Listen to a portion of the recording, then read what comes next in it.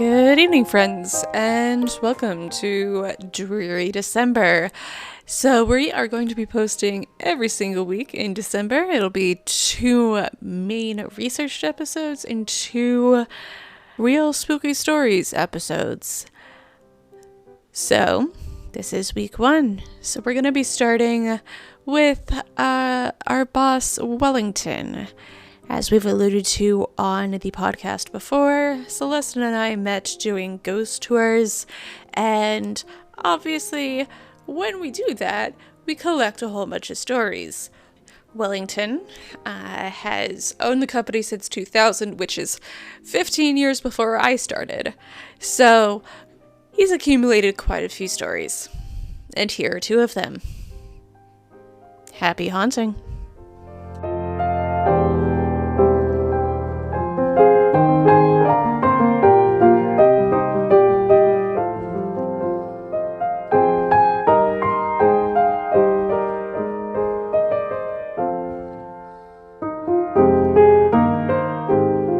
This one is on our tour every now and then. It's not a consistent story.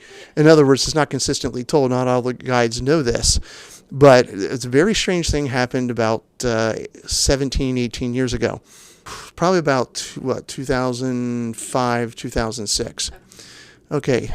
The organization Visit Alexandria used to have their offices up on the top floor of the visitor center.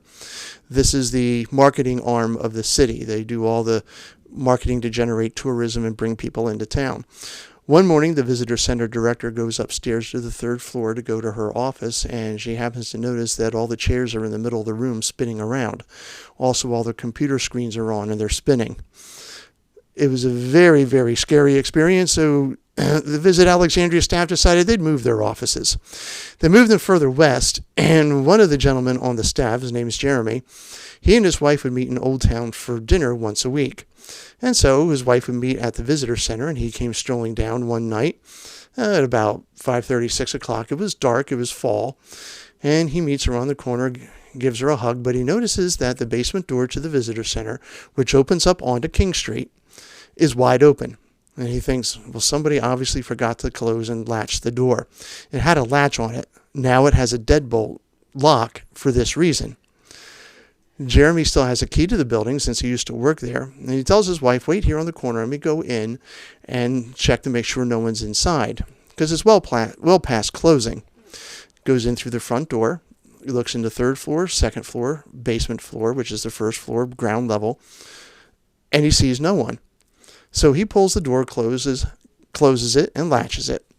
Goes back up through the front door, locks that, comes down, hugs his wife. She says, thanks for waving to me. And he says, what do you mean? And she said, thanks for waving to me. You put your face in that middle window before you closed the door and you waved to me, didn't you? And he says, no, honey, I didn't. I didn't at all. She said, you must have. It was a man's face and you're the only man in there, weren't you? And he says, honey, I thought I was. Wait here. I'm going to go check again. He goes back up through the front door. Looks into 3rd floor offices where he used to work. Goes down to the 2nd floor. The main level of the visitor center, goes down to the basement floor, the ground level floor, checks the closets, checks everything. There is no one in the building. He then turns and looks at the window in the basement. And he realizes something is amiss because there's no way he could get up to that window. If you stand at that window and you look down on the floor of the visitor center, you will notice that the window is about a good 7 feet down from the floor. Jeremy is only 5'5". Unless he could levitate up to that window and hang there in midair, there was no way he could wave to his wife. He comes back out and tells her the story. She's a little shocked, to say the least. So they decide it must be haunted. They do some research on the building, and they find out that in the 1960s, prior to it being sold to the city, or prior to the city taking over the building over, it had been a tobacco shop. And the owner used to hang tobacco from the rafters in the basement. And one night in 1968, something else was found hanging from one of those rafters. Someone had either been murdered or taken their own life. But whatever it was, that person may still be hanging around.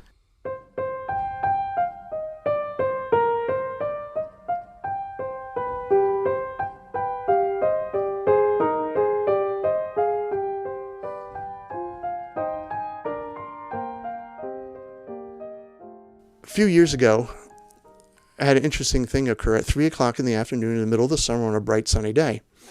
You would think at some point, and at 3 o'clock in the afternoon, ghosts wouldn't make appearances. Usually it's at night, closer to midnight when it's appropriate for ghosts to come out. Well, back then, they didn't have meters on the streets like they do now for parking, so you had to move your car every 2 hours. So at about 3 o'clock in the afternoon, I leave my office, and the woman who rented the office next door was an interior designer. And she comes up into the office with this strange look on her face, and I'm closing my door as she's opening hers, and she turns to me and says, "Can I ask you a question?" I said, "Yeah." She says, "Do you know anything about such and such a house over on Duke Street? It's just been bought from the family that had owned it for over 200 years, and the new family hired me to design the interior." And I said, after a pause, "Yes, I do know something." And I said, "What would you like to know about it?" And she said, "Well, I had a very strange experience just minutes ago. I was in the living room, and I was trying to hang this full-length mirror. And no matter what I did, it would not hang correctly. It would tilt to the left or it would tilt to the right. And I was getting very, very frustrated. So finally, I picked it up off the hook, and I put it on the floor and leaned it up against the wall.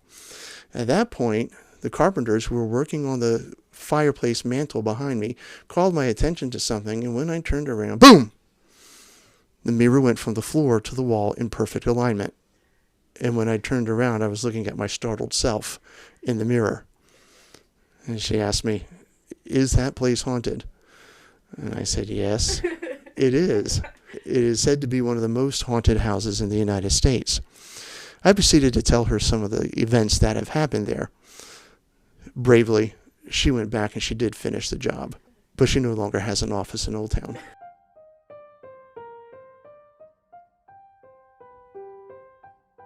Lisa gives a fantastic tour. Celeste also is outstanding. We have our Holiday Haunts tour coming up this December. Check out our website for that. We also have our traditional ghost tour every weekend and all through the holidays from the 22nd and 23rd. And then from the 26th all the way to January 1st, we will be here to haunt you. Well, thank you for joining for week 1 of Dreary December 2023.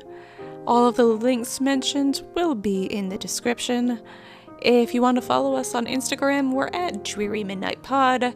If you want to support this show, we would very much appreciate that. Patreon.com/DrearyMidnight. If you don't want to support us with money, please leave a review. Apple Podcasts and Spotify are the best places to do that. If you want to get in touch with the show with a story of your own, DrearyMidnightPodcast@gmail.com. All of the music is licensed through Epidemic Sound, which will be linked in the show notes as well. Song used this time is God Rest Ye Merry Gentlemen piano version by Half Giant. With all that said, do a ghost tour. And keep an eye out for mirrors. And safe travels home on this dreary midnight. Good night.